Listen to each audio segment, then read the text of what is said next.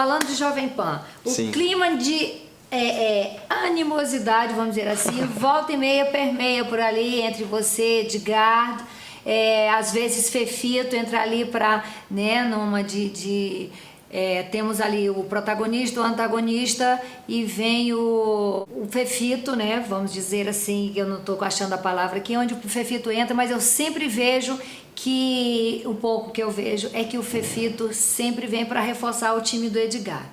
Você em algum momento se sente ali completamente desprotegido, porque eu vi essa discussão que envolvia o Jean Williams, no dia Sim, que eu vi sim. o Edgar foi contundente ali ao Sim. discordar de você e rolou uma discussão. Sim, sim. Como é que fica isso no final do programa? Zera tudo, vocês ficam de boa ou rola sempre aquela animosidade? Eu fazia um programa na FM o dia e chegou uma hora que eu comecei a divergir muito com o Dedé Galvão. Hoje o Dedé é meu amigo, mas porque eu parei de trabalhar com ele, senão eu acho que não seria. E o Léo há dias adorava ver o circo pegando fogo, então ele botava fogo no circo. O programa era um sucesso, mas eu falei, não quero mais ficar brigando e tal. E hoje o Dedé é um grande amigo. Como é que é lá na rádio? É um desafio, né, fazer essa separação entre o profissional e o emocional, né, como você bem colocou. Tem um psicólogo clínico canadense, que é um cara brilhante, chamado Jordan Peterson, e ele começou a se debruçar sobre uma questão interessante. Na Guerra Fria, você tinha duas grandes potências com uma possibilidade de autodestruição mútua. E aí ele pensou o seguinte: como que uma política de identidade pode ser tão relevante para a psique humana a ponto de um lado aceitar a sua própria aniquilação só para defender que as suas ideias são superiores à do outro lado?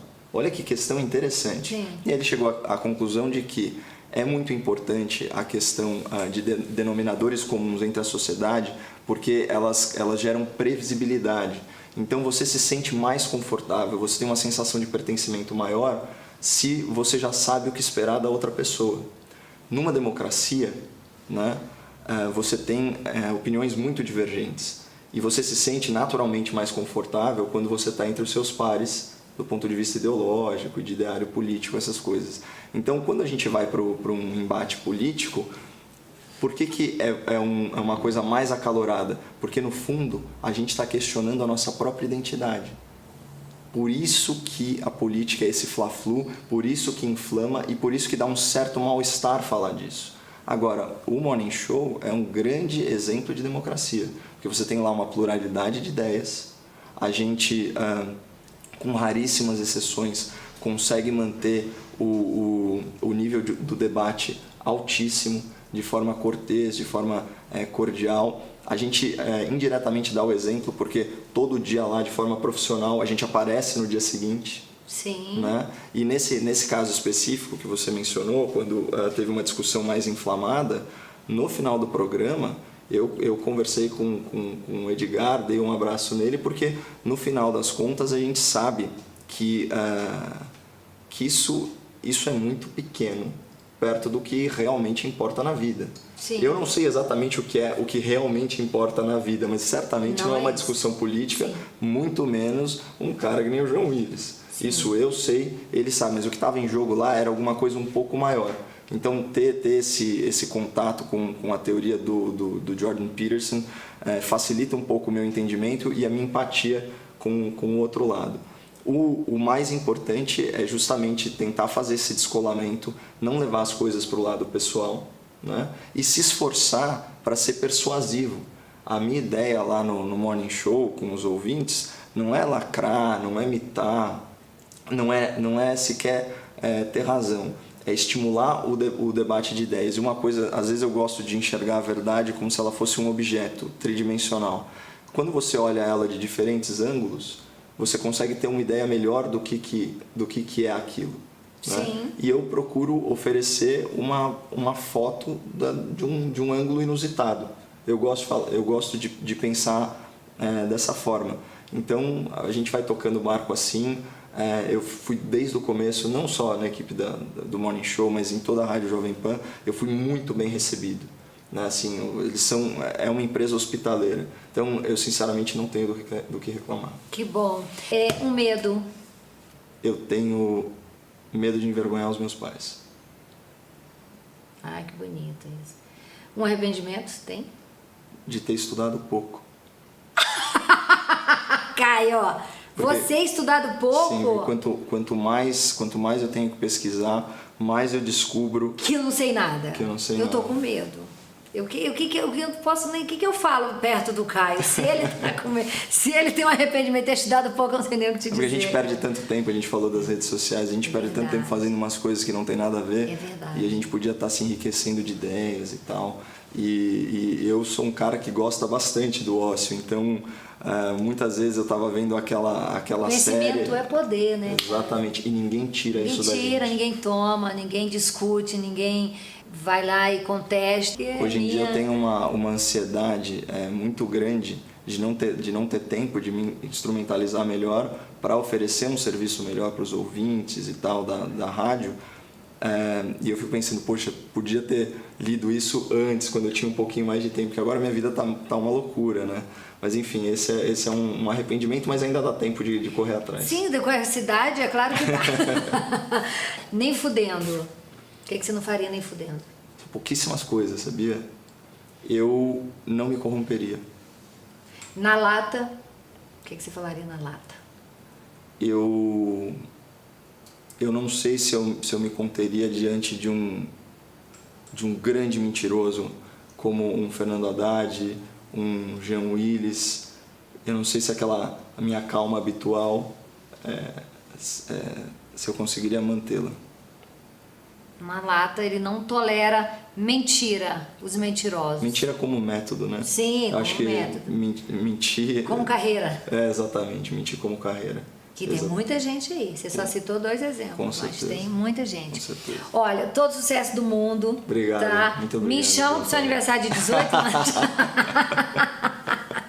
Gente, a gente pra tá brincando. Formatura, né? Pra formatura, a gente tá brincando disso, porque Caio fala, olha, eu sou visto como um garoto prodígio na Jovem Pan pela idade, porque ele realmente é muito jovem, esse crânio, esse entendedor de política e grandíssimo conhecimento geral, que é raríssimo e que eu tenho fé em Deus que as coisas vão melhorar nesse sentido da educação. Eu sou otimista também. Que as coisas vão melhorar nesse sentido da educação, que a gente vai resgatar isso aí, porque é a única arma que eu tenho certeza absoluta que com a educação tudo vai mudar. Tudo.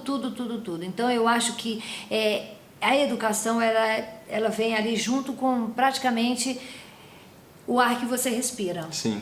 Né? Só para fechar então, já que você tocou nesse ponto, você vê, isso é uma das grandes injustiças no Brasil e um dos mecanismos de desigualdade. Eu fui abençoado, eu tive sorte de nascer numa família que me deu condições de estudar num colégio particular, de fazer aulas extracurriculares, de idiomas, por exemplo. Eu fiz até cursinho, né? Qual que foi o resultado disso? Eu consegui ingressar na universidade pública. Quem paga a universidade pública? No meu caso, o imposto do povo paulista, pelo seu ICMS. Sim. E isso é um imposto que atinge do mais pobre ao mais rico igualmente. Só que o mais pobre não tem a menor chance de entrar, né? Se você pegar os principais cursos da Universidade de São Paulo, por exemplo, de cada 4 alunos, 3 vieram de escolas particulares. A maioria deles teve acesso ao cursinho, sem contar os bolsistas. Então, assim, esse é só um dos grandes problemas estruturais da nossa educação. A gente tem que focar na educação básica, investir na educação básica, para que as pessoas de fato tenham oportunidade de realizar o seu pleno potencial. Exatamente. Tem gente que admira quem tem poder. Gente, conhecimento é poder. Vai estudar, não tem condições, temos o Google, vamos usar o Google para o bem. Ao invés de ficar no Google vendo bobajaiada e vendo sobre a vida alheia e fomentando a intriga, a violência, né, tudo de ruim, o Google também tem lá o lado A, que é educação. Sobre qualquer coisa que você queira aprender, está lá o Google, já que você não tem condições de ingressar por enquanto numa faculdade, e por aí vai. Queria te agradecer imensamente. Eu que agradeço, Antônio, obrigado. Fazer parte aqui do nosso Na Lata. Espero que essa seja só a primeira conversa de várias, que de repente aqui daqui um ano a gente volte a se encontrar e falar, Caio, olha quanto que mudou, pois é, olha quanto que a gente não estava errado. E sim, deixar bem claro, gente, que uma coisa que eu já falei lá atrás, quando eu entrevistei o Bolsonaro, eu não sou de esquerda nem de direita, vamos dizer assim, eu sou do avante, entendeu? Eu sou de sair disso que a gente tá e parar com esta guerra, porque o que mais me entristece no momento, Caio, é ver que a pessoa, no caso o nosso presidente, está lá pedindo socorro. Olha, vamos comigo, o barco está afundando, vamos comigo. E as pessoas que estão dentro do barco, tem uma parte dela que está lutando para que o barco afunde, porque acha que vai afundar e elas não vão morrer, vai só quem está de direita morrer. Não, gente, pelo amor de Deus, isso me entristece. Mas me entristece mais ainda, Caio, porque não vem de pessoas ignorantes que não tiveram acesso à educação. E vem a maioria dos artistas, que são pessoas que tiveram acesso a tudo, são pessoas de uma sensibilidade absurda que poderia ver mais à frente e que não tivesse os seus interesses voltados para o seu próprio umbigo, preocupado com o seu próprio salário, com a sua própria emissora e por aí vai. Isso tudo me entristece absurdamente. E muita gente vira para mim e fala assim: Antônia, isso é porque você não está na TV Globo?